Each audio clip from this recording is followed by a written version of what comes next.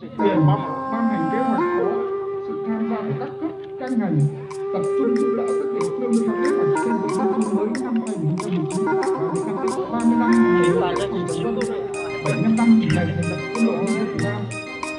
Quá trình thực hiện hành trình, lực lượng vũ trang tỉnh mong muốn tiếp tục được sự quan tâm lãnh đạo địa phương và sự đồng hành ủng hộ và tinh thần của các doanh nghiệp để hình thành quân đội nhân dân Việt Nam trên địa bàn tỉnh đạt được hiệu tốt. Vấn đề quốc phòng dân bảo vệ vững chắc tổ quốc Việt Nam xã hội chủ nghĩa. Tiếp theo chương trình, ban tổ chức xin trân trọng giới thiệu những người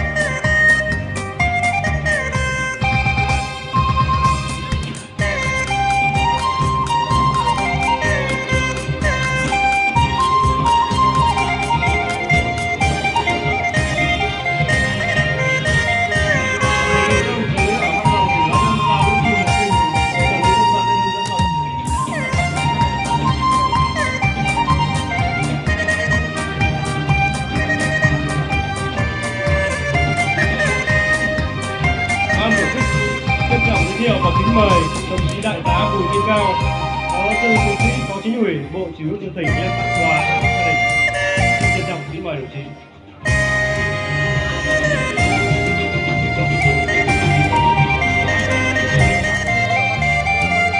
Kính thưa thủ trưởng, các vị đại biểu khách quý, kính thưa toàn thể các đồng chí, trọng cảm ơn thủ trưởng, bộ chỉ huy quân tỉnh, lãnh đạo ban dân vận tỉnh ủy, lãnh đạo huyện Ten Hà Giang, lãnh đạo huyện ủy, hội đồng nhân dân, ủy ban nhân dân huyện Đồng Văn, ban ngành đoàn thể địa phương, lãnh đạo xã Lũng Quỳnh, xã Sủng Trái.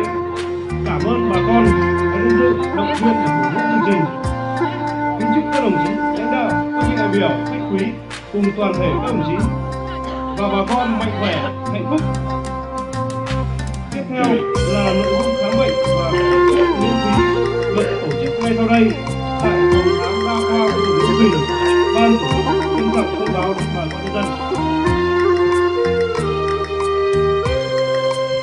Sáng mai ngày 3 tháng 12 từ 8 giờ, tỉnh phối hợp với bệnh viện Trung ương 103, bệnh viện đa khoa, viện Đồng Văn Trung tâm Y tế, phòng khám đa khoa khu vực Lũng Quỳnh tổ chức khám bệnh và cấp thuốc miễn phí tại xã Sủng Trái. Ban tổ chức trân trọng thông báo và kính mời bà con đến khám bệnh. Một lần nữa xin trân trọng cảm ơn thủ trưởng và các đồng chí.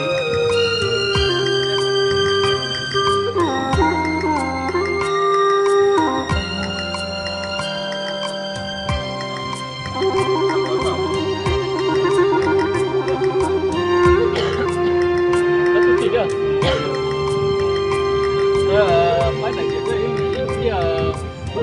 nhận chưa?